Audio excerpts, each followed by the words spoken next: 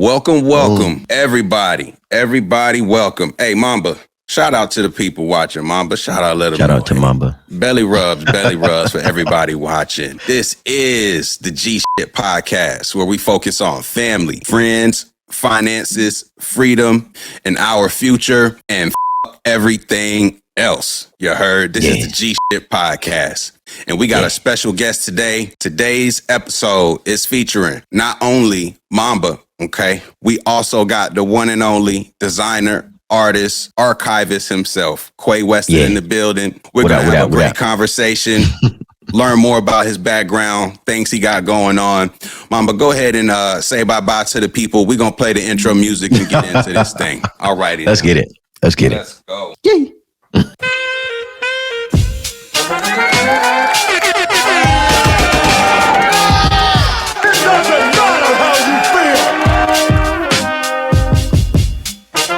Taking no talk back.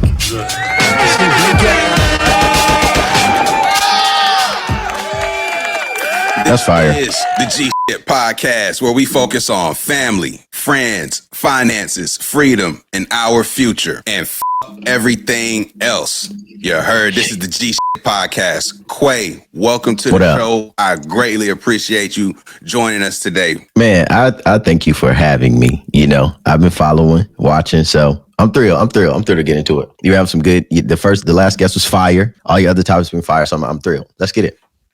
I really appreciate that, man. Definitely appreciate the support in all areas. It's more than just a podcast here, but I had an opportunity to meet Quay some years ago, and shout out to Quay and his wife for working with my wife, Live Love Durham. If you don't know, for your real estate needs in the Triangle or in North Carolina, I highly recommend you check that out. But I really appreciate people who support my household, especially my wife. And that was originally how I got introduced to the gentleman. And we've had dinners, we've had lunches. They've been into our home, and he does just a lot of creative things. And more currently, he's got an archivist app we're going to get into. He's done some other things creatively that we're going to discuss. But Quay, before we really even get started, just how would you describe yourself and introduce yourself to a group of people? Short version. I'm Quay Weston. I'm from Pantego, North Carolina. I always start with that. Say it again Eastern for North the Carolina. people. Pantego in spelling, but Pantego to us. I'm from the country, man. Small town in Eastern North Carolina. I've been in Durham since 2018. I'm a designer, general creative. Used to write music, do music, perform music. I moved into spoken word and poetry after that, and now I'm just designing shit. So, you know, taking it easy, letting off the gas a little bit, I guess, and doing my thing. So, Word up. Yeah. And so you did a little bit of music was that really like sort of your first creative passion, or was there something else that creatively got the juices going early on? Yeah. So actually I started off writing music. One of my cousins, back in the days of Windows and sound recorder, we made CDs. We made this mixtape in 2000. What was it? 2000? No. I think 2000. It was on this orange Memorex disc. I remember it. Wrote some songs, performed some songs, kind of rapped over tape, instrumentals. And then after music, I also started designing because I needed to do mixtape covers because Dat Piff was popping. And I was like, dang, I need covers. So I just downloaded like a stolen version of Photoshop on LimeWire. So we talking definitely an era, LimeWire era, Dat Piff era. Internet was the wild west at this point for sure. Straight up. MySpace, you know, when they let you put music on there. So I started there with music, and then design kind of just supported that. And then I started designing for other people who wanted MySpace layouts and all kinds of stuff. So that's where those two were like side by side for me. But music first for sure. Okay. For sure. So were you doing any sort of art or design before music? Like especially from like a digital graphic standpoint? No, I would sketch and like draw with my cousins or whatever, but not seriously. Music was definitely the start, I would say. So your passion for music ultimately led you to the thing that has made a lot of money for you as a professional. Ultimately, that design, artistic, more like the drawing, the hands-on visual, sort of aesthetic. 100%. Yeah, it's incredible. I haven't thought about it that way, so it's interesting you put it that way. But yeah, that's absolutely correct. I've never thought about that. I mean, like, I think it's worth highlighting, because similar to like when we go to school, for example, we start in undergrad and then we study something, and then we often end up doing something professionally that's not what we studied. And so I think like as creatives, like that gateway drug for a lot of us, especially as black males, it often is music. If it's not sports, it's entertainment. You know, it's like that's like the first sort of gateway to being fantastical about like what you can be, and so to speak. It's typically one of the two. Most times. That's real. You know? Yeah. But that's interesting to hear that. Like, so I'm going back to that time period, because I'm gonna be honest. Like I had a mixtape on Dat Piff, so I was doing music around this time period. I'm thinking like 2009-ish. Yep. Finishing up undergrad. Yep. And it was expensive looking for somebody who knew how to do Photoshop to get some cover art. Like, yo, this was like a rare breed. Like, this is not like a widespread skill at the time. Like, so because you had to have Photoshop on the disc back then. You know what I'm saying? It was like $200. You had to somehow buy it online. I'm like, we had a Walmart 40 minutes away. Adobe. Yeah. So like, it wasn't a simple thing to get, and that's why I got a cracked version on the internet. And probably lots of odd viruses. But, you know, it worked out. And so that was your introduction to design from a digital standpoint. At what point was the cracked version not good enough? And did you actually start like investing in because to me, that's the reality for a creative too. Because I started with cracked versions of everything, but they always... They won't hold up over time. Yeah. What did I have? Once I found Photoshop, I also realized Adobe had Adobe Audition, which is what I did all my music recording in after I stopped using Sound Recorder. And then Adobe Audition was like the first, what was it back then? I don't know if it was called Audition. I feel like it was called something else. Can't think of it. But the issue with the version I had was that you couldn't record more than 4 tracks on the multi-track joint, and like it would crash every single time. And then when you got your homeboys, they come and they recording, everybody coming over on the weekend, y'all recorded tracks, try to put out mixtapes and weekends and shit. So like after that, I was like, okay, either we gonna have to buy this, or we gonna have to figure out, like, it wasn't licensing back then.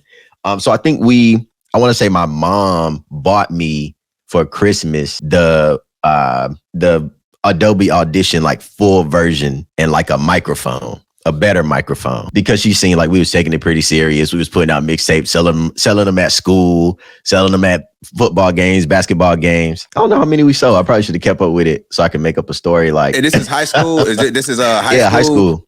Okay, so like, all right, let's talk about this reality. So you actually had a supportive mom. Yep. We'll put some of this in context here, because we're going Eastern North Carolina, Bible Belt state. No question. I'm just going to ask, did y'all go to church on Sundays? Absolutely. Every Sunday. Okay. So, all right. Live with my grandma. Okay. My great grandma had that. And you over here doing this here rippity, rappity, hippity hop music.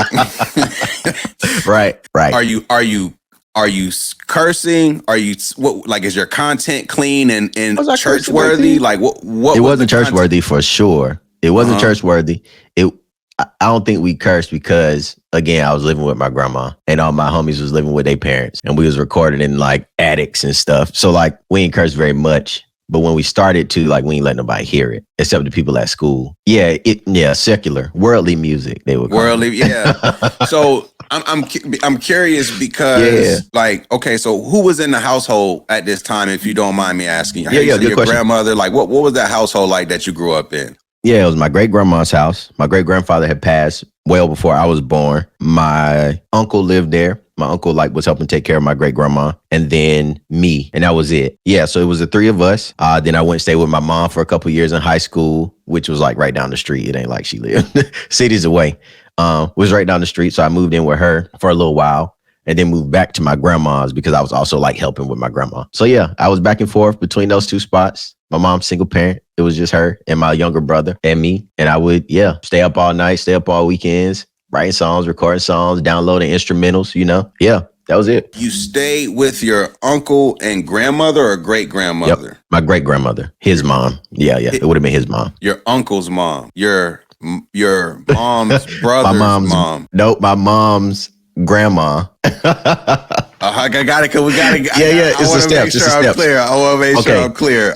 So I think the way you're supposed to say it is your grandma's siblings would be your great uncle, technically, because he's the child of my great grandmother. So this it's was my your grandma's grandma's mom. brother. Yeah, my grandma's brother and my grandma's mom are the people I live with. So how is it that you live with such a unique combination of family members? Like, were you Good there question. at young age? At what age did you Yes. start living with them? And what was that Yep. circumstance? Yeah, so my mom had me at 18.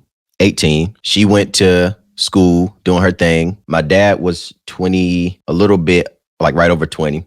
I think my mom, because she worked, well, no. She was actually living with my great grandmother when I was first born. So then she moved out on her own. I think she moved to, somewhere close by. Moved out on her own.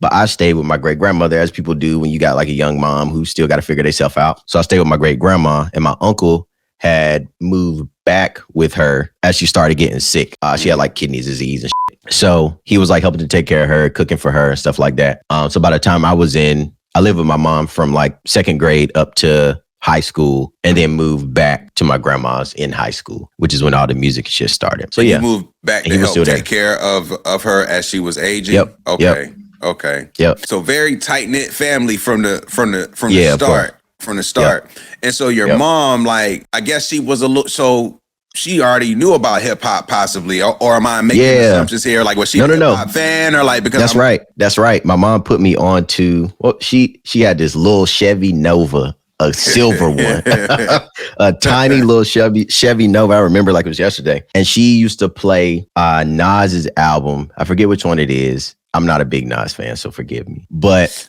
If I Ruled the World, she played it on repeat. Yeah. I just remember that. That was like the first rap song I actually remember, like her rhyming and like singing. She loved Lauryn Hill. Then she had the Miseducation of Lauryn Hill and played that over and over and over and over and over on tape. So that was, she was definitely into hip hop. And, she was child of the 70s. So she was wearing the colorful Feli's or Reeboks by the time I was a kid and doing the butterfly and shit, whatever they was doing. Yeah. She was like, Tootsie she was Roll. into that. Yeah. Okay. Had the mushroom cuts and shit, the big gold earrings and the rings, you know what I'm saying? So she put me on the most of hip hop, I would say. Okay. So now because I'm like, man, like, what's the circumstance that a mom would support her son's hip hop dream in a town? Because it's not, I would say it's not that common that like a young man would get that support from their parent for rap, where they're actually investing, especially at that time. Like you actually somebody spent money on a mic, spent money on something like that. That was not easy to come by back in them days. Yeah, that's real. It's a good point. Where you already had the music bug and you started doing the design work before you even went to undergrad. Did that influence what you studied in undergrad? What did you end up studying once you went to school? I went to school for pre-law political science. I had told my family since I was like a very small child with no idea of how real the world was, that I was going to be a lawyer. You come from the country, you small town, and they like, oh, the baby want to be a lawyer. Yeah. He gonna make some money. Yeah. So everybody's like, yeah, he gonna get a good job and da-da-da-da-da. I didn't want to be a lawyer. I mainly said I was gonna be a lawyer because a lot of my family members were in jail, and I thought that I was gonna get them out of jail when I became an adult. So it was tied to some, you know what I'm saying? It was tied to some real things, But yeah, I didn't want to be a lawyer. Quickly realized that when I got to college, but I did not change my major like a fool. So yeah, I studied it. It was cool. I learned some stuff. Then I minored in sociology because I was interested in like how people think, how people are, like communities, how people operate. So study that. But yeah, that did not change my college dream. What did you go to school for? I meant to ask because I don't know that I ever knew. Who, me? Yeah. So at Weston, I studied, I doubled in econ and finance. Okay. But it's funny because when I was graduating, I applied to 3 schools and only got into 1, and it was Winston. And and I had never been to the school. Honestly, I didn't really want to go to school. Like at that phrase, like I just had a group of friends, all of them was going, so I was like, I gotta go somewhere. Feel like you need to go. Yeah, you gotta go somewhere. I can't just be the only nigga They don't go Yeah, nowhere. yeah. Yeah. And so I got into Winston. I almost didn't make it out of high school because of Spanish. It took me 3 years to get those 2 years of Spanish. Like, Oh, yeah, because that was a hard requirement in North Carolina. You had to have them at 2 least languages. 2 years. Yeah, 2 years of that language. And I'm on a fine, like I'm talking about the last test, senior year of the year. And so when I went to school, I looked at all the majors that didn't require no language. Yeah. That was my only requisite. I was like, Interesting. So the School of Business did not require any foreign language. So I looked at all the School of Business stuff and I ended up falling into econ and doubling in finance. Yeah. Okay. Got it. Yeah, I know plenty of people went to Winston. So that's dope. Bet. So did you do any like design work for like other people, like in the, like once you got to school, like at what point did you start to kind of get known out there, like for some of the artistic, stuff that you do? So I started doing MySpace layouts in high school. That's how I knew I had some skills. And I did other people's mixtape covers that they also posted on DatPiff. So that's how I also knew I had some skills. And then in college, were you ever involved in the rap forums, like battle rap forums on the internet way back in the day? I would just be reading, like, you know what I'm saying? Like, you weren't like posting shit. Okay. Nah. So there was like, you had like, man, we grew up in a time. Okay. So like Yahoo Messenger started to have these chats. Yeah. And you could like, people would do battle rap and then you have all the bots and they like kick you out, whatever. And then I would follow people on forums and I met another dude that was going to UNCG. I want to say 2010 maybe. He was also like producing. So I had gotten like a beat or two from him just in like email. So it's wild. Connected with him at G. And then he and I were both in the Black Student Union in NAACP. And then I started doing flyers for them. And was like, hey, y'all need somebody to do some flyers? Like, yeah, I got you, whatever. But I was also in Greensboro where this rapper, Eddie Ruger's white dude, he does like dubstep stuff. But he threw a bunch of shows in Greensboro. So I connected with him, started doing flyers for their shows. Just, business cards for students, like that. Other organizations around. So like anybody that needed like a quick little graphic thing. And they were trash, by the way, I must say. If I'm looking at them now, I'm like, ooh, but that's a terrible we grew up looking at Cash Money and No Limit album covers. Collages. Like, everywhere. Yeah, like graphics was mad early back then. Yeah.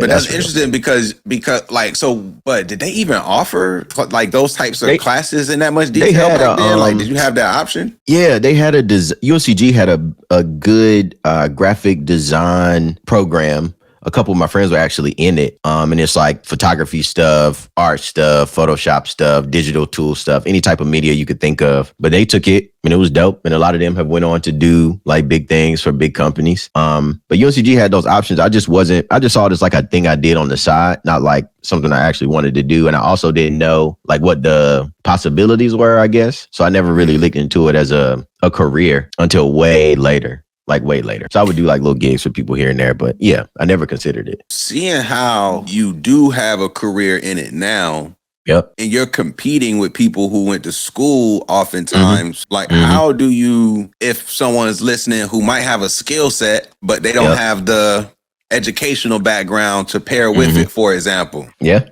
Like in reality, how do you get your foot in the door to compete with these other people who might have both of those things? Like how do you even get the conversation stirring up? It's like it is with anything. I think the easiest thing or the best thing that I could do is like keep a list of all the projects I did and like all of the things I produced. So like a portfolio is the biggest thing, right? In this like world of design.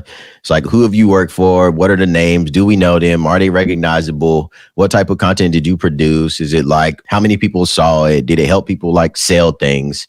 Like those are the important things that people measure. So like most people that I work with actually did not go to school for product design. The majority of them, nobody cares. So it's like, now some of them did, not to say that they ain't, practice and they didn't do the things that you needed to do, but it's such an abstract thing that like, as long as you have done enough projects to say like you've met corporate people, you've done nonprofit work, you've done big enterprise company work, you've done government work, you've done whatever the case might be, it's the same. So like building experience, taking on projects and like getting your hands dirty with like how things work, project management, that seems to be a big deal. Can you communicate? Can you talk to people? Can you get like the answers to your questions to know what people need? It's simple. It's really more communication than like designing anything, because all you're doing is putting together what somebody told you they want in most cases, right? It's like what people want to see, what you care about, what colors you like. It's just putting together things. So if you can synthesize information and ask the questions that you need to get what you need to deliver, then I think you good. Honestly, that's a great point. That's a great point. See, I come from professionally from like now with I would say the world of sales, that background, which is also all about asking questions. Yeah, you gotta listen to your customer ultimately. And knowing what to ask so you can provide the right value for the person you're serving, like, a unique experience for that individual. So it's interesting to hear how really the same skill set or the same methodology is what leads to a lot of success across multiple disciplines, not just sales, but design. And just if you're working with people, essentially, you got to understand how to listen and how to ask good questions. So that's very interesting to hear. Yeah, because like it's also like you also listening for what a person is not saying. That'll also tell you like what it is that they might actually be asking for, right? Like people can say, well, I don't like this, I don't like this, I do like this, I don't like this. But if you actively paying attention, you can also say like, it sounds like what you're actually saying is that you really want this thing, right? Like, because I think people, at least when people come to creative people, they're always like, well, I'm not creative, but I would love to work with you. And this is what I want. And I'm like, I feel like you could just do it yourself. So like, I'll teach people some of these things and like tools to use and all those things too. So you're not like dependent on me forever. So it's really just a lot of empathy, man, and asking questions and being curious, I think is the biggest thing. In any case, in most cases, I feel like. And I gotta highlight the importance of seemingly you were like seemingly networking through the community too, like getting your name out there in different pockets, like the music, but then like the school community. So like that desire to actually get involved outside of what may have been a comfort zone at the time and try some different things. Having that willingness to do so is like, I think important to highlight too, because you got to take risks. You just got to go out there and try stuff, even if it's quote unquote trash at the time. You know what I'm saying? Yep. That's a fact. Up. And doing the music, I know that you had the music background and you're doing the design. Like, at what point does the fork in the road start to like split to where it's like, I'm kind of not really rocking with one anymore and I'm leaning more toward the other? That's a good question. So I think, because I was performing, doing music all through college and then put out some albums after college. In 2017, I think I was like, because I met my wife in 2016. I'm like, all right, so one or two things is going to happen. Either one, I need to move or she needs to move. And I'm like, she's pretty settled. She's got a career there. She's loving what she's doing. And then I'm also like kind of tired of being in Greensboro. Like I think, I had relationships. I had friends. Music was going good. Community was going good. I was like traveling a little bit with the music, which was nice. But I was like, there's gotta be something else. And I don't know that I want to like redo this in a new place. So like Durham is different in like the music scene is, it's fine. It's like you got live performers, you got people that love to do shows, but then it's like either the same people or the same groups that are throwing the shows. So I'm like, I don't know that I want to do all this like politicking with people and trying to like do all that all over again. I knew some people here that was like performing poetry and stuff. And I was like also easing out of that. And I think I just wanted something else, I wanted to spend some time, like as I moved to Durham, like what do I care about? Like what else do I want to do besides music? Because I don't want to be 50, dropping mixtapes. Like I'm not interested. So like, which is to say, if that's what you want to do at 50, do it. But I didn't want to do that. So I think, a part of it was like, okay, well, what do I feel like I can lean on right now that might yield some results and like also allow me to be creative and express creativity in a way that I wanted to. And design felt like the thing that worked. So I kind of leaned into it, I would say hard in 2017 and started picking up like different contracts and stuff and working with different groups from different states. And then also some like Durham groups too, just to get my like feet wet and get my name out there. And that seemed to work. So 2017, I feel like was the prime time.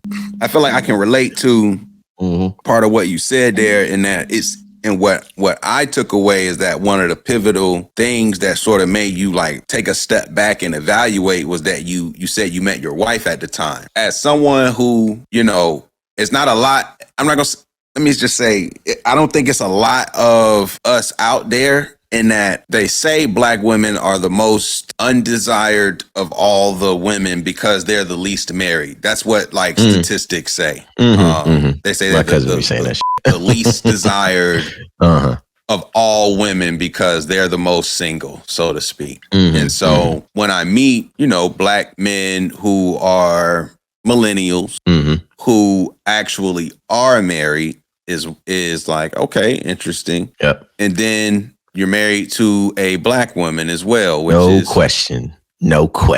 interesting, right? And so, like, I'm curious, like, okay, you met in 2016.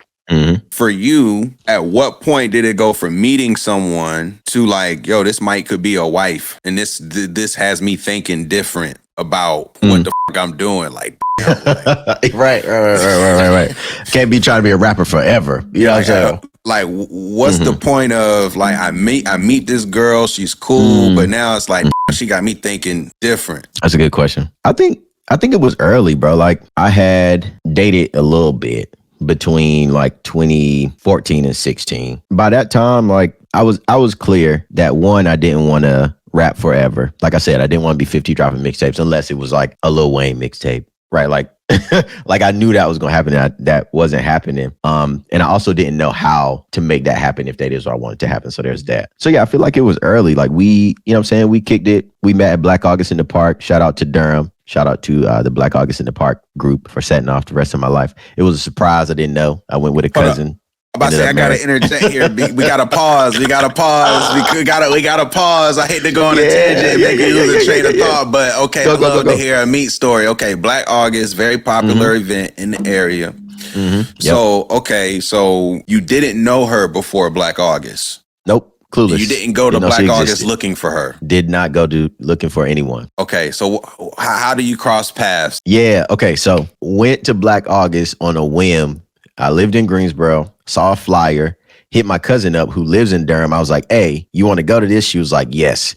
So one of my frat brothers' baby shower was also that morning. So I was like, this is perfect. It's in Hillsboro. I'll go to Hillsboro, then I'll stop in Durham, and then I'll go back home. Went to the baby shower, came to Durham, got to the joint. It was fire. It was like a bunch of people, you know what I'm saying? US Central Park. So you got the cover and you got the people out there and the music and the DJs or whatever. Met my cousin. We had some like fried fish from somewhere. I forget what it was, which is, my thing, one of our things. And then Jesse, our mutual friend, Jesse was in graduate school when I was in undergrad, and we were on a retreat because I worked for the Office of Multicultural Affairs, and I was a facilitator, and I was one of the undergrad facilitators at this retreat. So that's when I met Jesse. Fast forward a whole bunch of years to 2016, and I'm at the event, and I'm standing there with my cousin, and I see Jesse across the way, like dancing. And I'm like, I feel like I know this person. And I'm pretty sure, like, if I walked up to him and said, like, what's up, he would like know who I was. So I walked up, spoke to Jesse. Jesse was like, oh, yeah, I remember you. Da da da da da. And we were like, yeah, what was your name? Da da da. I'm Quay. Jesse, like, cool. And while I'm talking to Jesse,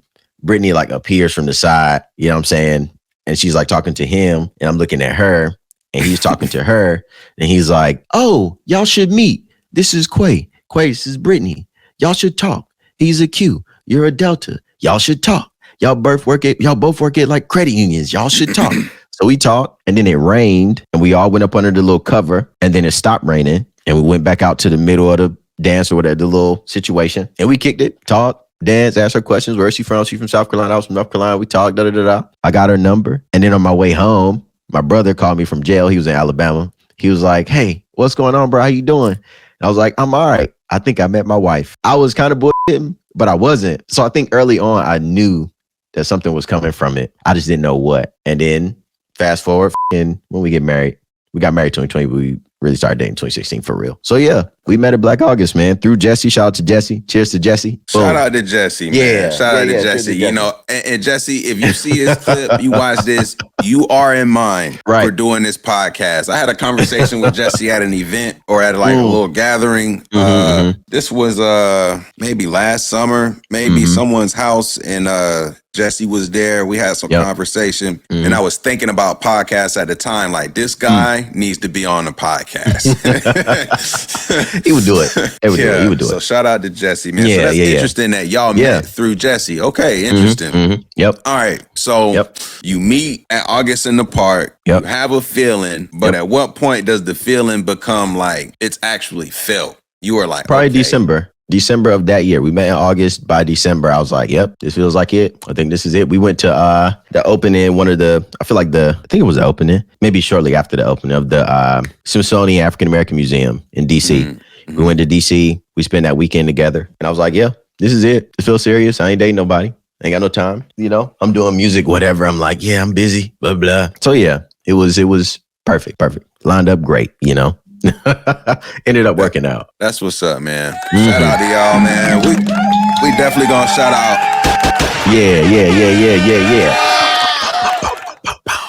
We definitely gonna shout out the Black love, man. We gotta do that. Okay, so and to your point about, you mentioned like there's a statistic about Black women being the most least desired, which is fascinating because when you also look at statistics, it shows that Black men are also married to Black women literally at higher rates than most other people. And we are obviously marrying our own. So I think that's significant. So I guess it is. Go ahead. I'm saying that it's silly to me for people to say like, because I got a cousin, you know, he's deep in the hole. But talking about Black women being least desired, but when you look at marriages, Black men are married to Black women in largely.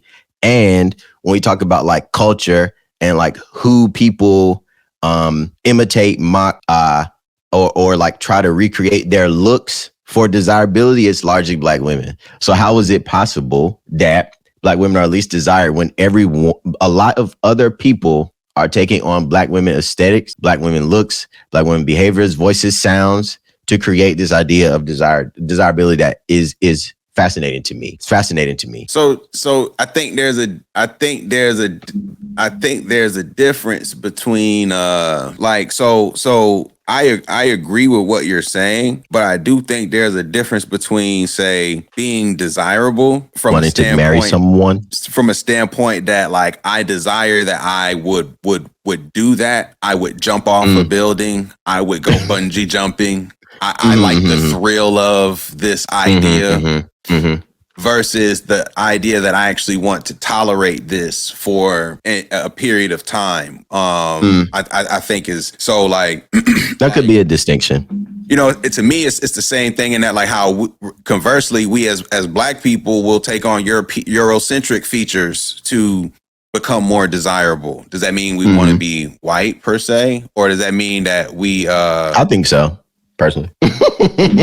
So you think that if someone perms or straightens their hair, they want to be white? See, that's different though. I think that's a very small nuance. Okay. You said take on features. I'm thinking about like more nose jobs, cosmetically shifting things, right? Plastic surgery. Plastic surgery, tightening up your chin, narrowing your nose. Right. I think those things signal that more than like a perm. Okay. Because Black people have perms. Black people have been perming for a long time. But why? Because there is an aspect of perms that makes you more socially acceptable. But people are also like turning away from that now. As we see like people's hair is changing. People embracing more locks, more braids, more whatever else. People leaving perms behind, bro. They leaving them. They leaving them. Look, but does it mean back in the day though? I think in some instances, yeah. Because it's like if I do challenge the notion that if I am born into a system of power that requires certain strategic moves to make my life more fluid and less friction, doesn't mean I want to be like those people. It means I'm looking out for my well-being. And you're seeing that as more of a strategy to me to create like ease in your life rather than like aspiring to be this thing. It's a survival mechanism. I can see that. Yeah, I would argue to maximize your opportunities. But I do think there is a line where some people do want to be, they don't want to be what they are. Yep. You know, I think that too. Totally. Totally. Not wanting to be what you are is one thing. But yeah, so 2017, yep. You end up relocating to Durham. taking on clients. Yep. Okay, so how is it then, like, at what point do you start writing and like this idea of Yonda? Like, when is it sparked? When was that? 2020. My great grandmother, the one I lived with as a kid, died in 2020. So after that, I was like trying to figure out what is my family going to be like now without my great grandmother, who's like the core of the family, right? Like everybody gathers around her. Holidays are spent at her house. Like she's a central figure for most of us. So it was like, how does this work? You go home. Home for me is like my grandma's house. So I go home. She ain't there. What do I do? She left her properties and things to me. So like now I have these things. What do I do? Like, do I live there? Obviously not. do I like, what's my relationship to my own mom? Thinking about my great grandmother as like my maternal figure. What does that mean? So I think as I was processing that, I started to write things, both like poems, both the like inner kind of reflection things, more like some journaling.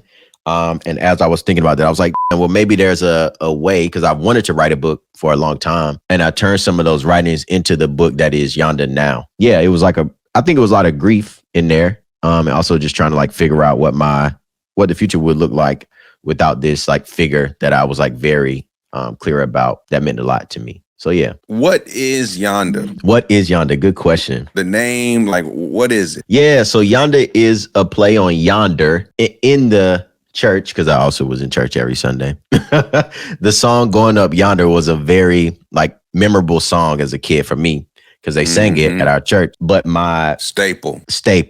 But my grandma and all like the mothers, they would call it like Yonda. They say Yonda. And they say like, go over yonder and do this and this and this and get this thing. It's a very Southern, mostly Southern word that people use to explain like a place that you go for whatever, but you don't have to like define it. It's just like yonder is somewhere over there. So I use that as like a tie between like my faith as well as like family and language, to say like yonder being this place that I imagine might be something like heaven, maybe, I guess. And that there would be a place beyond like the world as we know today that could exist at some point, but it's not guaranteed. Like, you know, we talk about Black liberation and Black people being free and whatever that means. And it's like we talk about it, but nobody actually knows like what that is supposed to look like. So I was like, maybe yonder is an idea or a concept that could fit into that, or it felt relative in that way. It's like this place that you like speak of and say, but you don't necessarily know what it looks like until you, I guess, get there. Well, I guess we'll see.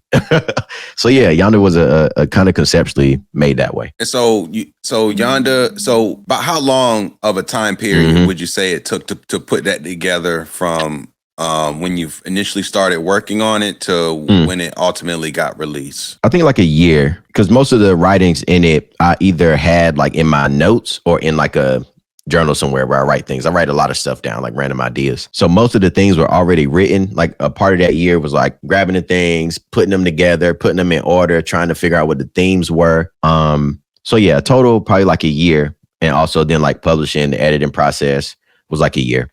A solid year, I would say. I guess themes that stood out to me in following you was this idea of a Black futurist, like that term.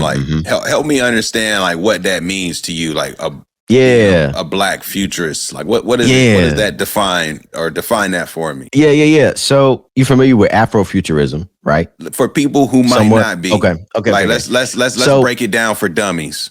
Yeah. So there's a lot of writers who have conceptualized this theme or like idea of Afrofuturism, which is like Black people in the future, like future as in like eons and eons away, and not just like LeVar Burton in Star Trek, but like Black people making worlds in the future that are like totally different from how we idealize like Earth and humanity or whatever else. And yes, there are like some sci-fi elements to most of them, like the early writings. I can't think of the guy's name, but he's like a big Afrofuturist writer who has like a collection of novels, basically. But it's mostly like science fiction, usually really integrated with technology. It's like Black people on random planets that don't exist, but they do exist if you're in this world. N.K. Jemisin, she does a lot of writings about Black futures. She has a book called How Long Till Black Futures Month. That's like short stories, really speculative stuff. So it's like, if you're into Star Trek, you might like it, but you might not, because it's very like fantastical. And that is the theme for like Black futures, which is to say like, I am very excited about a world that does not operate like this one. And I know in my head that it probably doesn't exist, but I know that I can at least use my imagination to come up with this idea of this world anyway. And it's almost like it's like daydreaming, in the same way we daydream, the same way we like imagine things, make up stories, make up characters, whatever else. People who played I don't know, Dungeons and Dragons, right? You make up worlds, right? And I think video games, it's the same thing. It's like an escape. And you have all these worlds that exist that aren't like just this thing, this finite earth that we gonna be on. So yeah, Black futurism is mostly about like seeing Black people in the future in this free world, whatever that means to whoever you are. But largely like sci-fi based, really kind of fictional, random, technologically integrated things. And so like, so what is it then like about the way you said this world? What is it about this world that you wish was different? That's a good question. Where do I start? Yeah, like because the way the way that you phrased it was like you see it as is something different than how this world is. So what is it about this world that you wish wasn't what it is? Yeah, so there's many things that are fine, that are good. Like Black people, I love Black people. I love the ability to like travel most places. There's technologies that allows us to get around this planet. It's fantastic. But, or I guess might say, and what I wish were different, I think a part of me wishes that one, people as humans, what's what I'm looking for, interacted with each other differently, not on the basis of like, I only talk to you if you can do something for me. I only have a relationship with you that's transactional. I only live to work and I am like working, but I'm barely making it because like these people here make most of the money while these people here that are doing the work don't make much money at all. Healthcare is trash here. And I'm specifically talking about America at this point. I think war is a problem that will seem to never go away, right? I wish that were different. I wish that wasn't the way that people resolved issues, or like war as a method to creating peace seems backwards to me. What else? I wish that Black women weren't treated as poorly as they are. I wish that queer and trans people weren't killed or treated as badly as they are, or banned from performing at a place. What else is happening? You can't teach about Black history in Florida right now, right? In most cases, in a specific way that's specific about. So like, that's trash. What else exists? There's a list of things, like all of those things that like create this idea that people engage each other on certain bases makes it trash. It's hard to imagine something else, but I think it's possible. But all of the structures and systems that exist have to change in order for people to interact with each other differently, I think. So I hear everything you're saying in terms of like things that you highlighted to give an example, right? Yeah. And so then that makes me think of, okay, so my question would be, it seems like based off of how you described it, you are hoping or you actually think that there's a world where essentially there is no like quote unquote evil or no wrongdoing. I'm not that delusional. So okay. So then my question becomes, what's the so if the world is inevitably wicked, then how can you reasonably constrain what wicked looks like? I mean, I am also, and that's a part of Yonda's like this spiritual thing. I don't believe that wickedness or evil will not exist. It's very clear to me that it always will. Yeah, I'm not clueless about that. I think that's true. But I think most of the things I just named are things that were constructed, right? They're not just things that fell out of the sky. So in that same way, I think those things can also be deconstructed because they were constructed. Does that make sense? So like in theory, if you get in theory, yes, right? So like if legislation says drag shows are unacceptable where there are kids around, then that means there also is legislation that could say drag shows are acceptable where kids are, right? Like most of these things are like policy related, not just basic, people do this naturally, right? And I think people follow certain rules in the same way that, I don't have to go on this rant about police, but in the same way that police are protected when they shoot somebody in the street. That is a a political thing that can be changed. So if that thing can be changed, then I am hopeful that one day that it can be changed if people are like active and organized around it. The way that people are underpaid or like don't have health care. They just expanded Medicaid in North Carolina. That was a legislative thing. That happened because people made it happen. It was constructed. So I think most of the things that I'm like talking about can also be made different. So I think to your question, like all of those things can be different. Most of those things can be made different only by legislation, not even by this deep.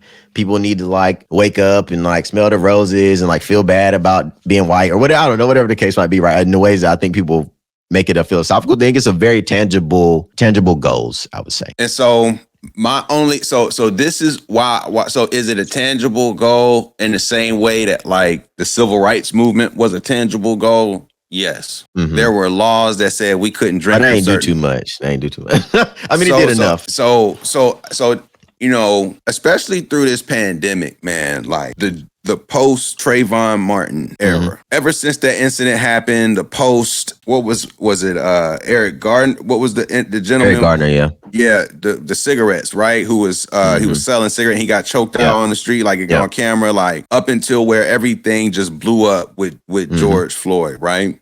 Yep. And the timing of events and how mm-hmm. much got interjected into the zeitgeist mm-hmm. for our generation in particular at that time mm-hmm. period was so unique because mm-hmm. I remember being at work during COVID, and then all of a sudden I'm on a platform like LinkedIn and I see companies like Salesforce and Nike mm-hmm. posting Black Lives Matter advertisements. Yeah. That was mm-hmm. unheard of, right? Yep, change all their logos black and white. It was different. It was bananas. It was like that too. And I was like, I'm tripping because you're not allowed to do this as far as I knew before. Like this is like just hands off. But now all of a sudden it's hands on. It went from hands off to hands on just like that. Yeah. And so now that theme has been it's been monetized now. Captured. 100%. It's absolutely been captured. And so what I feel, not just now, but even like, you know, and this is more so my opinion, mm-hmm. but I agree with everything you said, but where I feel we as in people often where I challenge us is in that, you know, when before King died, he was assassinated, right? He mm-hmm. was assassinated, mm-hmm. murdered. He is quoted for speaking about leading our people, regretting the work that he did mm-hmm. to integrate, regretting it. Yep. Because we were integrating with a burning house. And I think that since from that moment, we have been tricked as a people. Bamboozled. Into thinking it's our responsibility to fight for rights. We get tricked into thinking that it's our duty to spend our time going after and fighting the government to get better rights. When in reality, I don't think it's our duty to do that. Wait, so whose duty would it be? It ain't our duty because because it's not our duty because it's not our country. And so what I mean by this is we have to understand, in my opinion, the historical context in which we, people who descend from slavery, mm-hmm. from slaves, we have to understand that historical context. This is not our thing, right? When America becomes America and the 13 colonies, etc., mm-hmm. we were here already before that as slaves throughout the whole Eastern Shore, mm-hmm. right? Once we got freed as slaves, it's very clear from 1865 to 1965. You can look at the whole 100 years. Mm-hmm. Nothing is for us. Mm-hmm. Nothing is supposed to be for our advantage here. It's not supposed mm-hmm. to be. Why is America relative to, say, a Great Britain or a France mm-hmm. that have such a head start? It's because they have slavery, chattel mm-hmm. slavery. What they had after that was capitalism and colonialism. What they did was go from slavery to what you're talking about with the hierarchy of corporate structures and pay. It's still a master of the plantation with everybody on the field, mm-hmm. but now the field mm-hmm. are people's in the factories or whatever the case may be. The Industrial Revolution took place. Mm-hmm. And so we as people, I believe everything is mental. Mm-hmm. is mental. And I think you'll find what you're looking for. If my goal is to say, create this utopia, in theory, if that's the goal, I think I'm going to get there quicker if I don't focus on the quote unquote patching the holes to get there rather than just getting there. You see what I'm saying? Because it's like when those protests were taking place, like I respect people who protest and spend their time as activists. But then I challenge a lot of people like, well, what did you actively do other than go out there and walk around? Yeah, there wasn't there. And I think that's my reflection on the BLM era or protest, where there weren't clear demands, which is how it's supposed to happen if you're actually organized. There weren't clear demands. There weren't like, in response to this thing, we want X, Y, Z, right? There were some like legislation like here and there passed, like banning chokeholds and shit, which like they don't give a fuck about that. And so yeah, people just went and stood around and like walked around, and a lot of corporations donated a lot of money, as we can see that, people ran off with. But yeah, there wasn't any goals. There wasn't like an objective. There wasn't some strategic vision for what would happen with those dollars in that time and people's energy, and people aren't organizing into like moving into some political organization. People just go to the protest and then you go home and then you get back on Instagram and follow it.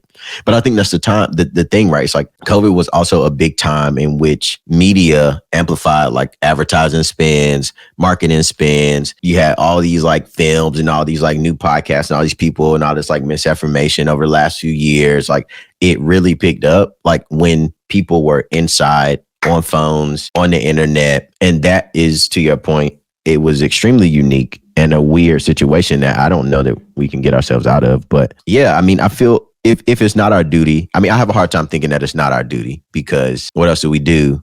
We like wait for things to like drop down and be like, well, they said we can't go outside. So like, but that's the thing. You know what I'm saying? And I don't want us to get to like a reactionary, like, well, this legislation came down, which means we need to do this. Like, I think we should be like focused on some other larger goal as well that people are like organized towards, that isn't just like a response to whatever is like coming down the pipeline. But I think historically though, yeah, I feel like it's hard. Yeah, it's just hard for me to feel like it's not our duty, because historically the people in power have used legislation and policy to do everything that they've done today, right? In the same way that the civil rights era was, like people like Plessy versus Ferguson, that never would have happened if that case never happened, like separate but equal. People would have had like separate schools forever with like trash books and like trying to use the little money that just recently freed people had to try to like build schools. So like in some ways I get short-sighted why integration was like, oh, this is a great idea. We need the same resources. But I also don't think that I am optimist sometimes. I think that people went into that thinking that what they would get would be equal, but there still was a plot to not actually make things equal. But I guess that's my whole point. Yeah. So I guess what do we do if it's not our duty? Then do we like entrust like these random feel good whites to be like, yeah, we're going to get people their rights? When I say it's not our duty, I don't think it's our duty to focus our attention on trying to get fair legislation. That's more so what I'm saying, because the legislation will never be fair. Like, I don't care what I don't, because even if I look at like institutions across the world, the UK doesn't have fair legislation for certain classes of people versus other classes of people. Of course. So it's going to be a hierarchy in any structure. Yep. The thing about America and capitalism, for it to thrive, the separation of poverty and wealth, it only increases over time. It never shortens. It never shrinks. Mm-hmm. The distribution of wealth or the inequality of wealth, it only expands year over year over year over. It never ever shrinks. And so for me, I think part of the reason why that mug keep expanding is that we are wasting time not focusing on things that actually matter versus spending time fighting a ghost, because you'll never, in my opinion, we can build, like, you can get, like, the way legislation works is through capital. We're hustling 100%. Backwards. We're hustling backwards. The reason why a certain group can get legislative work is because they've done the economic work to get legislative attention. We as a community don't put together any sort of economic cohort that demands legislative attention. That's what we lack, in my opinion, strategically. There's no you must do this or you're going to lose the black vote. There is nothing like that. Because like But let's talk about other communities though. Because other communities have that. Like at the end of the day, do they? you run at the end of the day, if you run for something and you make a certain comment, Jewish community is going to cancel you. Asian community is going to cancel you. LGBT community is going to cancel you. You won't have a chance. They're not going to vote for you. Very small percentage. The black vote is going to always be 90+% Democratic for whomever, whatever, and always, forever and always. Yeah. Yeah, I think the I don't think canceling is a real thing, just to say. I feel like it's a concept, but it actually doesn't ever yield any tangible truth.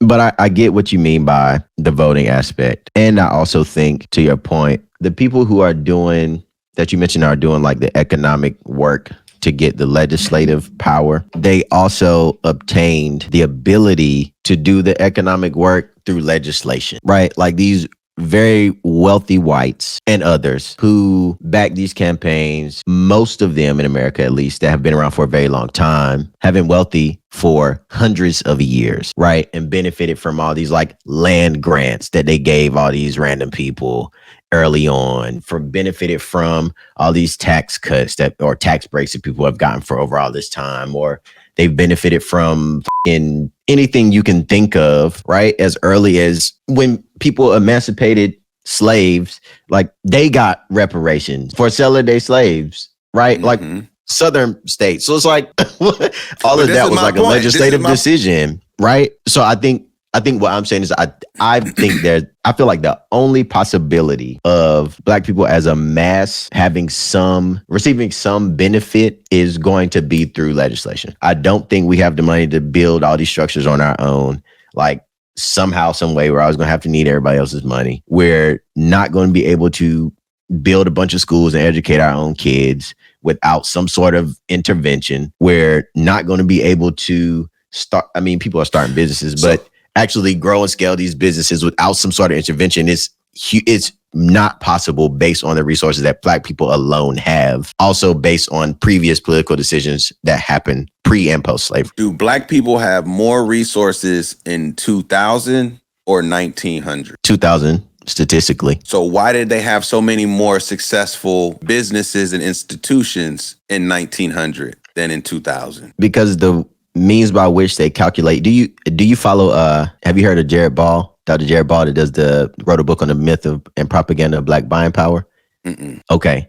So he basically like does this all his research in the book is about how black people won the $1.3 trillion in buying power that they always mention is like a media tool, and it's not a real number, and that number doesn't consider all the actual facts of black capital and resources. But the book is fantastic. He does a lot of talking on this. But to your point, 1900 versus now is totally different in that I think people did have land back in 1900 that they owned. A lot of land loss has happened since then. A lot of debt has been taken on since then. So like, yes, in this statistic that grows, it basically talks about how black people are said to have $1.2 trillion, but most of that is already consumed. That's like rent, mortgages, credit card debt, student loan debt, all this money we're supposed to be able to have to buy things that actually isn't like disposable. It's money that's tied up in things that we actually are paying for every day. So I think statistically, because there's more of us and whatever, we're supposed to have more money now than 1900. But 1900, we also had more, like, I would say, tangible things that were debt free. You know, you think to your great grandparents, if they owned a house, they probably owned a house. They weren't paying a mortgage. They weren't mortgaging the land. They weren't financing the land for X amount of time. They generally owned those things, particularly in the South. At least that was the case. So I think now we own things, but usually in debt forms and not like straight out free and clear. That's a big thing too. I agree with that. But what about like bigger scale, like the fact that like the fact that we actually created schools back in like out of necessity. We did with very limited resources. Like these quote unquote HBCUs start off, a lot of them as like houses on a prairie and then they grew as institutions over time. Right. Like, like, you know, I went to Weston. Like, it's a like the original campus is the educator school. What was it? The North Carolina something? I feel like it was. Yeah, it was something. Yeah, called something else. Simon Atkins House is still there, and that's the original school. We create charter schools. We have created banks, insurance companies. We've created all types of enterprises with limited resources to capital, limited resources to, or limited access to resources in general. If we as a people are more educated than ever, more access to opportunities than ever, why do we spend more time trying to, quote unquote, fix things largely out of our control versus spending more time capitalizing on what is actually within the control of what you can do, in my opinion, because legislation, so it's like, like your household, ain't no legislation stopping you and your partner from building your household. If that's not true. How? You must want 3 wives? I don't.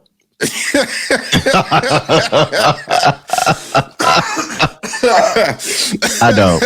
But if I did, I would need to have some legislative changes to allow that. Or you just could not you could just not have a legal, you could just do it off the book, so to speak.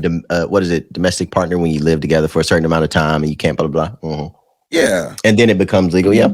I think there are, you might be right. Continue. Like at the end of the day, as long as, so the legislation we need, the fact that you legally can't deny me something because I'm something, right? Like, but it does happen, just like, of course, and it's gonna, but so my question is, so this is where I say like, it's an illusion. We get tricked because if I know this thing is wicked, just inherently, and it's like I don't believe in equality because I've never seen it. And when I look at history of what humanity has shown and documented, it's never been in any culture. I've never seen a culture built off of equality at any point in history.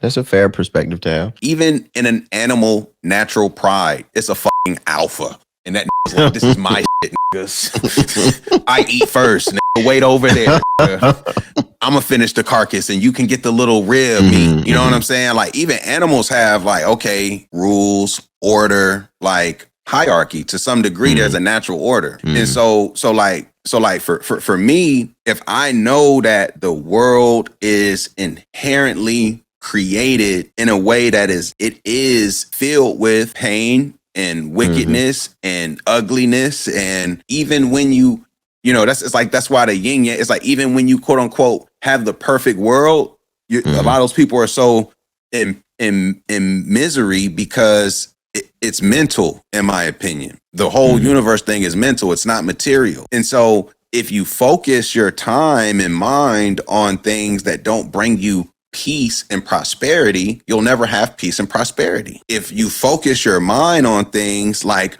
racism and the fact that these white folks been lynching us and the fact that our people was so whatever, and it's not to say that we shouldn't study that, but we have to remove the emotion and the responsibility to change something that has historically always, like, we can't change hundreds of years of institutionalized mental and behavior. Like, the only thing that we can do, in my opinion, one thing begets another. So the best way to change a behavior is not to give them what it wants. So if somebody's yelling at you, you don't yell back. You be quiet. Unless, you know, you want to take it there that day. Unless you want to take it there that day. But what happens after you take it there that day? You create a cycle. It's a feedback loop. That's the way energy, to me, that's the way energy works. And I look at it like a microcosm of my marriage. At the end of the day, if we got a tension, I can either turn up and just say, I know it's gonna be a hell of a night tonight because I'm not letting this go. It's like, nah, hey, get your Wheaties. I'm not giving up my point today. Like, nope, get your Wheaties. I'm going for it tonight. Yeah. Or I could just say, you know what? I understand. I still feel the same way. I'm just going to focus my energy on something more productive, even though I know in my heart of hearts, this right here, you're not right, but you got it today. And I'm going to focus on building because I don't want to destroy. And like, I think as a community, they've tricked us into destructive thought and behaviors that don't promote building. It promotes us being further caught in what has already happened versus being proactively pushing us toward something completely different. Because we're so uniquely gifted and we get monetized. Like we are like from the reason why America is wealthy is because it's consistently at a fraction built off of what we produce. And when I say we, I'm not even just saying blacks. I'm just everybody as a people. This country will take something that you produce and exponentially flip that motherfucker and spread it to the world and make so much money off of it. And the creator, the originator, whoever was the thinker will not see the benefits. It happens all the time. Yep, that's true. And so I agree with all your points about legislation. It's just fighting legislation has got us to these points here, unfortunately. And I think that's where it's like, they say the definition of insanity is doing the same thing, expecting a different result. Why we keep doing the same thing? Yeah, and I think what I'm also not saying is that it's only that, right? I think everything you said also makes sense. Like I think we should be aspiring to other things, focus on other things that bring peace and ease. I do think that's also a part of it. And while all this like bullshit legislation is coming out, we can't also allow that to stand. Other people. Not just me, because I'm not doing much around policy, but there are people who are also needed to focus on that, right? I think people have skills and they have talents in certain ways. It's like saying that lawyers shouldn't do law, right? Like, yeah, you should absolutely do that. Keep them people out of jail if they need to be, do that, right? We artists, we do music. That's what we need to do. If my job is to do something else, I think we all have our lanes, but all of our lanes, I think, need to be working towards something that's better than what exists today, I think is what I'm trying to get at, right? And it may be political, it may be all economic, it may be something else, but there has to be a mix of all the things for the peace and ease that we get to participate in to exist. We definitely got to get on the same page, and we got to have people in all the different lanes moving collectively. Like in my head, I'm going to be honest, I envision getting to a level where I can do a show like this, and then I pop up on the screen, and on the left it's gonna be like Omarosa, and then on the right it's gonna be Angela Rye, and everybody's cool. You see what I'm saying? Like, to me, one of the reasons why we can't get to what you just mentioned is because what I just highlighted is too far-fetched. The idea that two black people with opposing ideas can sit in the room and have common respect and decency for one another, even though they don't see everything the same way. Even if they see even if they see 30% the same, the fact that it's like, where's the humanity in one another? Like, where's the willingness to be a community? And like, in my opinion, that's one things I want to challenge on the pod is a place where difference of opinion can actually sit and be modeled in a way where it's like collectively valuable to have differences and be close with the differences and see how the differences grow over time. So like, I'm with you. Like, I wish we did have more of that collective tie across the different institutions, banking, hospitals, education, art, science, etc. But everybody's like understanding, even though some people like Jesus and some people like Allah or whatever the case may be, like it doesn't matter. Like, it's about the humanity of everything. So word up. So like, when we talk about, I'm already kind of seeing like, all right, I don't know how many people have such intimate relationship and contact with that generational of a person. Like, you were raised in a household with your great grandmother, your mom's grandmother. Yep. Correct. Her passing ultimately inspired you to write Yonda. And then me personally, I'm kind of seeing some of the overlap here in terms of theming, like what ultimately then set the light bulb off for this archivist app. Like, I'm already kind of seeing, like when did that light bulb go off?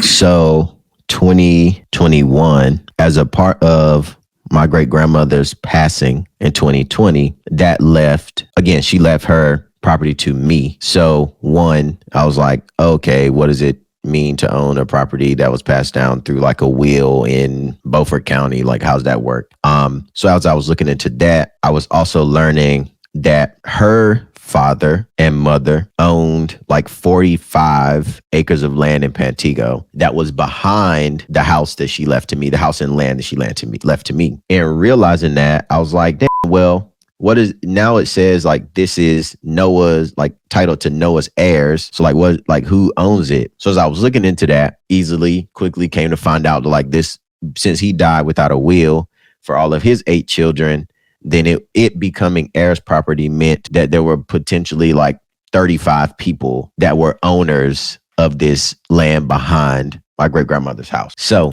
if you know anything about heirs property, if anybody doesn't know about it, it's chaotic. And it is basically when someone who owns a thing dies without a will, and it goes through the state, depending on your state, to your spouse if they're living, and then your children if your spouse has passed away. That's how it is in North Carolina. All of the children of his children were now heirs.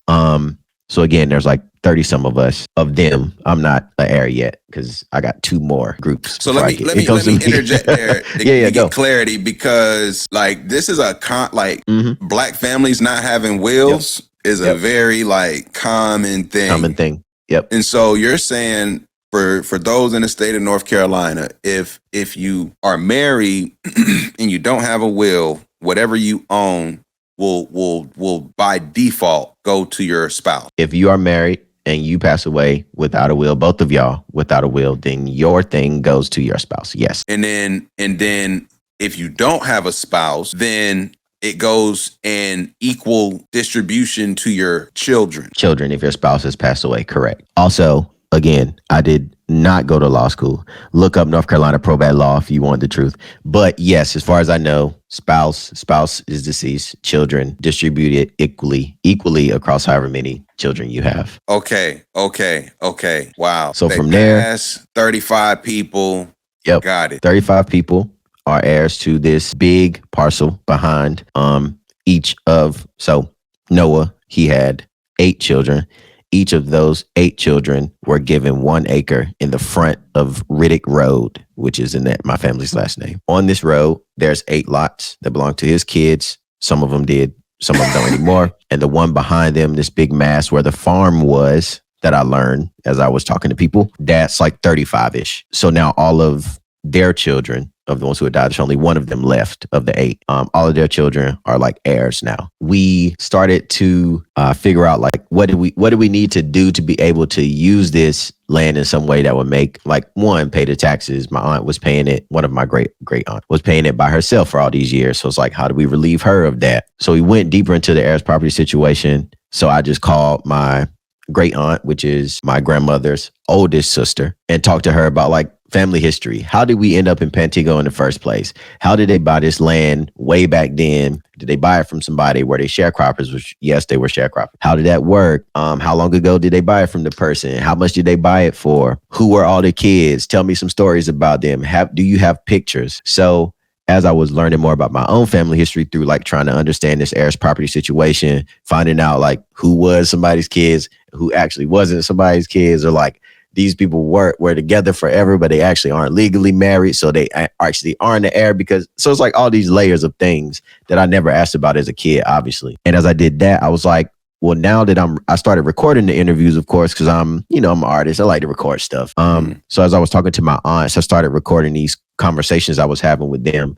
And I realized that I needed a place to like store the stories, to like organize them. I wanted to share them with people. So that led to me thinking of the Archivist app, because there's several other like genealogical research apps, but they don't have a like oral histories component, which also for Black families, like a lot of history isn't passed down through like documents or videos or pictures. There's plenty of people I've heard about that I've never seen, right? But people know the stories of the people, and that seems to be like the most important. And there's a whole lot of like research about how like for African-American people, like 80% of people find out their family history through like a family member. And then others use like ancestry.com or family search or something like that. So yeah, I thought that it would be dope for other people that I was talking to too, who's handling any heirs property stuff, any family stuff in general, to record their stories through this app. Okay.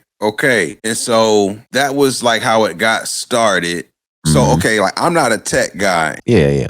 Making an app though, I think is more complicated than it sounds. Yes. It is. So like from an entrepreneurial like business perspective, you have the idea as a creative, but then to take that idea and turn it into an app. What is required and like what are the components, like if you have an idea but you actually want to turn it into an app in an app store for people to download? Yeah. Just help me walk me through that. Okay. So first you have your idea. This is where you're jotting down like, what's the story? What's the like target audience? Who are the users for it? Right? Like, who do you want to use the app? Literally. What's the like marketing? What's your tagline? How do you pitch it to someone quickly? What is your like product market fit is what you're often trying to find, which is to say, like, if you were to sell this, who are you going to sell it to? Who are the consumers? How are you going to sell it? How are you going to monetize it? So the early stages is like thinking about your idea. It's almost like a business plan in most cases, but specific to the app. So I went through that, did like a very brief like outline and write up of that. Second stage is like talking to people to see if you know someone that might be able to build it for you. You need a developer, somebody that can code. There's one element. You need a designer. I'm a designer already. I design mobile apps. I've designed software before, so I know exactly how to do that. That's not a problem. Go. Break that down, difference between developer and designer. Okay, so the designer is going to be the person who is thinking about what the app looks like, colors, buttons, text, images, what type of screens you need to build to make the app usable. So like Instagram, when you go to Instagram that it's going to look a certain way. You're going to have stories at the top. You're going to have your feed at the bottom. You're going to scroll. You're going to have some buttons at the bottom that you can like pictures or add a post or whatever. A designer handles all of those things to make sure that you as a user, what you need to do in the app can be done. The developer is going to be the person who's doing all the back end like coding work. So in order for an app to work, you need a design, yes, but you also need a coder that can make the app technically work. So it takes those two for sure to make any app. But there also are some new like no code solutions where you can like drag and drop the visual elements that you want this app to be made of. You don't have to worry about having a developer because you can literally, if you have a good designer, you can make an app in no code solutions now, which is something that we're using potentially. Yeah. So it's many parts. You need someone that's interested in down the road. Like you need a salesperson who's going to call people and be like, hey, I got this app. You want to use it? It costs X amount. You need a person like that. You need a marketing person with some ideas on their mind of how you can get people interested in it or build hype or build a newsletter or a wait list. You need a person that's purely thinking about the business aspects of it, right? Like, how do I grow this? Where do we start? How many people do I want to use it before I put a price tag on it?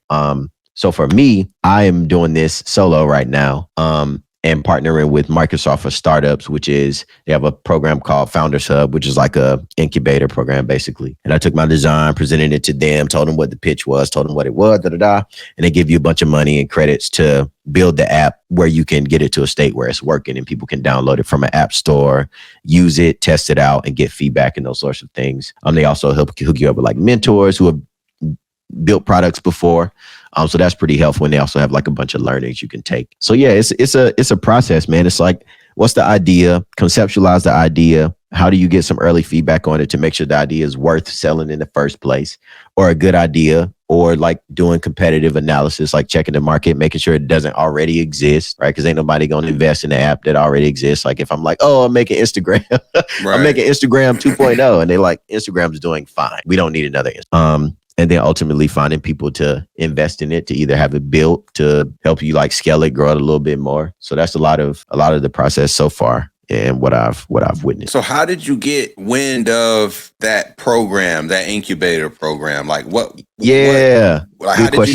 did you find out, and what was that process like to ultimately become a part of that program? Yeah, so my dog Obi, he went to school with me. He had a mobile app that he was designing that was like Squire before Squire existed. So it was a barber booking app. You could book barbers, you could book stylists, and you can book like nail people, I think it was, beauty professionals. So I actually designed that mobile app that he went on to win like this pitch competition for. And then he was like, hey, I'm working at Microsoft now, and I like would love to get your app idea into this program and help you build it. So he reached out. We talked. I did a little interview with them and everything worked out. So yeah, I found out about that through Obi, who is, I think he's a program manager there, but yeah, he had good ties with Microsoft. So he linked me. Okay. Yeah. Word. And like, Yeah. what's the like, do you do an application? Like just as much Yeah, as it's like you can share, like, what is that process like to get from start to finish? Yeah. So I'm trying to think. It's called Founders Hub through Microsoft for Startups again. They have a site, you can go to it. They ask you like, what stage is your idea in? Do you just have an idea like written down on paper? Do you have a design? Do you have a working prototype that people can actually use on their phones or on their computers? Is it already being sold? Like, do you already have traction? And once you do that, you need to create like a demo video, which is where the design came in, because I could show like what the features were, what things you could do with the app, how it's supposed to work. And then you complete that, and then you have a phone call with other program managers, and then like they have a CTO in residence, I think it is, Chief Technology Officer in residence, that they have this a part of the program that like helps coach people. You meet with them, you share your idea, you answer some questions, and they assess like whether you're a good fit for the program. And from there, you have like a follow-up conversation. They introduce you to the group, tell you what you have access to. Then you're entered into this like portal where you can access all the things at whatever stage you're at. There's like credits for no code solution. There's credits for like hiring a development team. There's credits for starting a business entity if you haven't done that. There's like all the things that you would need to get a startup going exist through that program. Very interesting. Yeah. Okay, so that's dope, man, because Yeah. it's like, it seems like you got a lot of traction in a pretty short amount of time. I would say like to have like an idea and then put it in motion and like, did you already have like a prototype with a developer upon going to the program? Like, or was this like, what stage are you with the app now today? Yeah. I'm still in the like in between idea and prototype phase. So I have the designs. Again, as a designer, like I know what my user journeys were, like what I want people to be able to do with the app, what should exist. So I've designed it all, at least the parts that I know should exist right now. And then I'm currently scouting developers. So I've had a few conversations, interviews, got some invoices, got some quotes. Well, got some quotes, not no invoice. Quotes to know like how much it's going to cost to build it, how much money I might need to raise to have the app built. And depending on which development team is a better fit for it, which development team is going to take the least amount of time. I have like a timeline that I want to have it out on. Then from there, they would build the design that I have to make it functional and usable where people could download it in the apps. Okay. So yeah, I'm in that in between of needing to have it built, but also not in a rush. So yeah. Okay. Got it. So not in a rush. So are you allowed to say an expected time frame that you hope that it's out, that you hope that people are able to actually like download it and see it in the app store? Yeah, I want to have it out by like midsummer. So like July. I want to have it functional. July of 2023. I want to have a functional app. And it may be sooner because based on some of the quotes I've gotten, it actually wouldn't take that long to build it. So it may be sooner, but July would be the goal. At least the personal goal that I have for this. Okay, word. All right. So in short, if I'm just somebody who don't even understand the importance of wills, the importance of family history, why do I need your app? Yeah. So I think there's several reasons, right? In the same way that we talk about history and knowing who you are, I think it's impossible to know who you are if you don't know where you come from. So I think there's people who, especially in the last few years, have really been interested in like identity and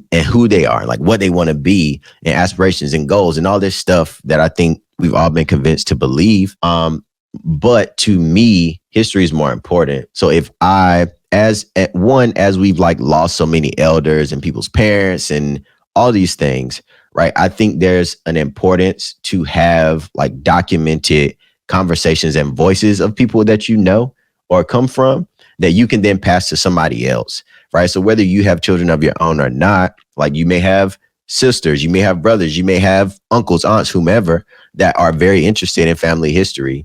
So if you haven't started, I would say like, why haven't you started?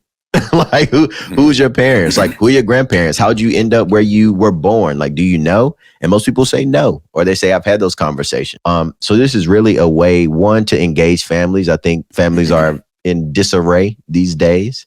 I think people are looking for clear direction and guidance on who they are, but I think a lot of that comes from where you come from. So I would encourage anyone to start with their own family as to figure that out, rather than like going out and chasing all these goals and trying to be an influencer and get people to believe what you like say and do and think. Like, you got to know who you are first. So I think this app will support people in doing that, engaging their families, connecting with their families, reconnecting with their families, if that's even the case. Because you'd be surprised. Like, my great grandfather was a Christian Methodist Episcopal pastor in Pittsburgh, North Carolina, which is right down the street. I thought that all of my family was in Pantego for all of my life. And now I go to a Methodist church and I'm like, why am I at a Methodist church? I don't know what Methodism is. But now it's a clear connection for me because I know that he was a Methodist priest. So it's like, oh, that's dope.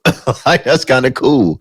And it's not confusing, right? Like, I have his Bible right now. Like, I have his pastor's Bible. And I was like, whose Bible is this? I don't know. My aunt gave it to me. She wanted me to look at it. There's pictures in there. There's his handwriting's in it. And I'm like, dude was born in 1830, whatever. Wow. Right. So like, to imagine however many years. Yeah. You feel me? Yeah. So it's like, after all these years, it's incredible to see these things still exist. So it empowers me to be able to say, like, I mean, this is who I am, and I understand why and how I'm landing where I am for all these previous people who did the same things. Yeah, hopefully people will be inspired to like record family stories, share them, interview people, ask questions, and then be able to share those stories and collections with their family members too. Man, that shit is dope, man.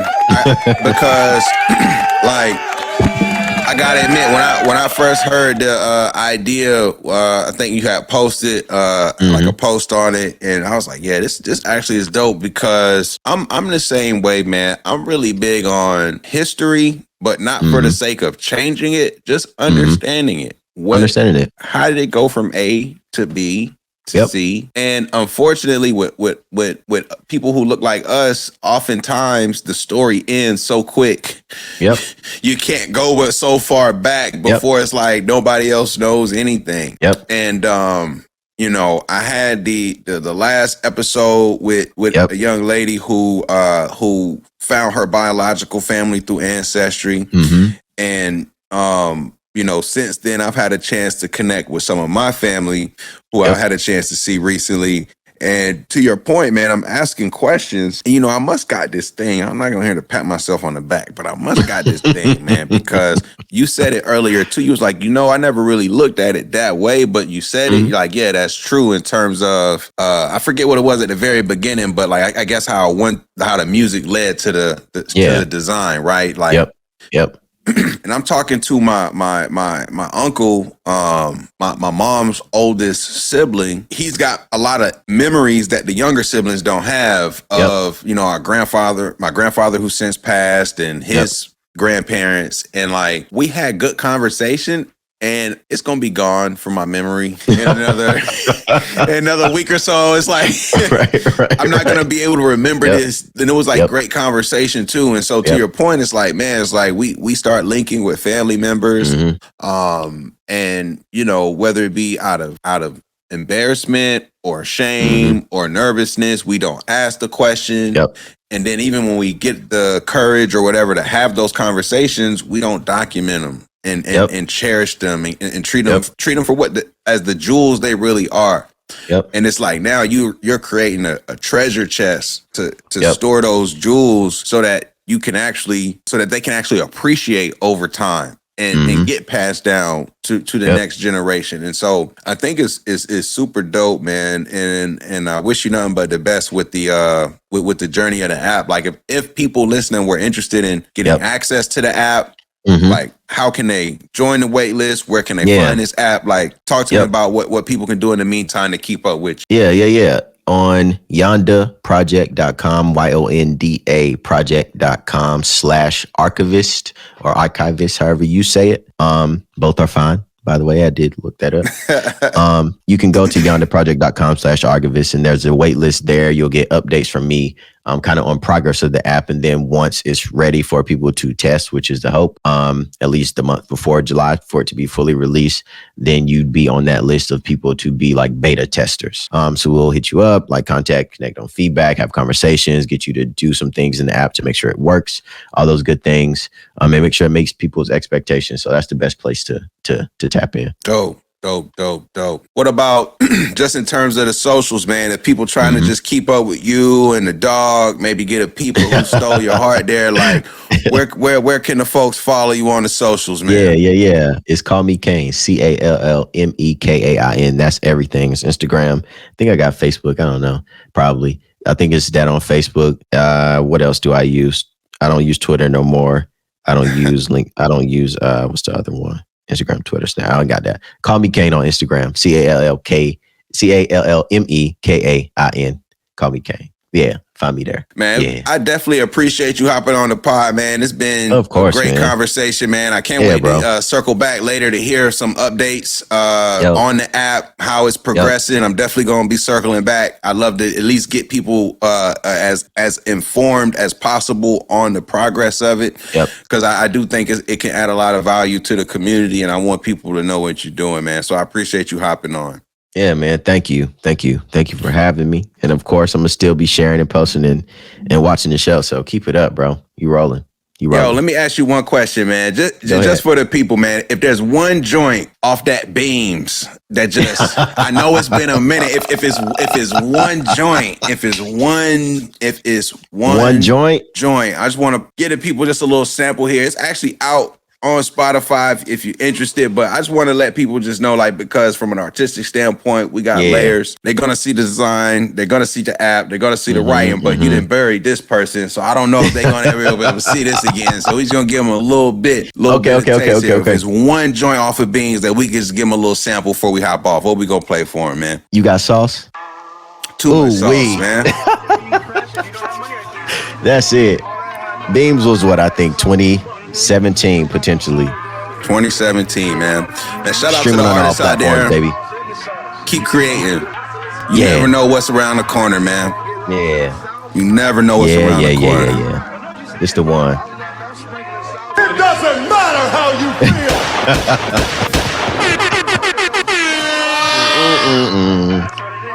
Oh, it's coming. It's coming.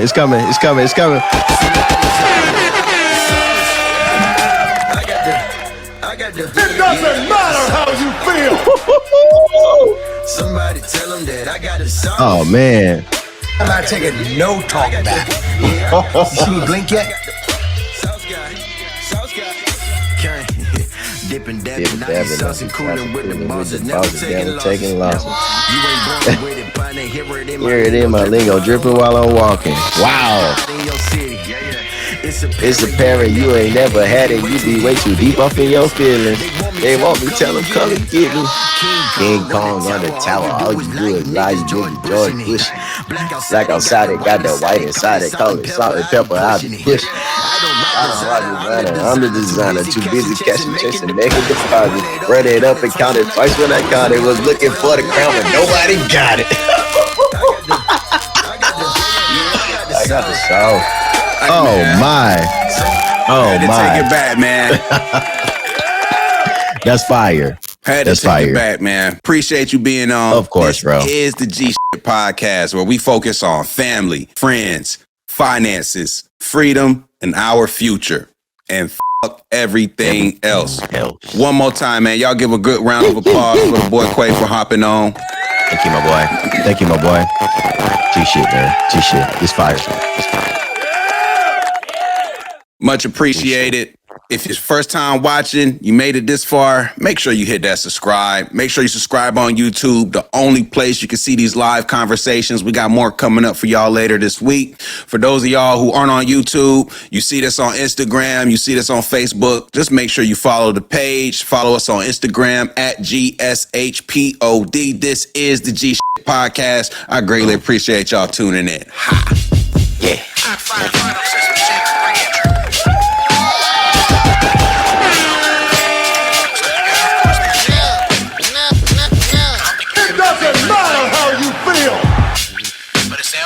get no talk back. You see me blink yet? Appreciate y'all, man. We out, man. Quay, good looks, my brother. I appreciate you. Appreciate you, brother.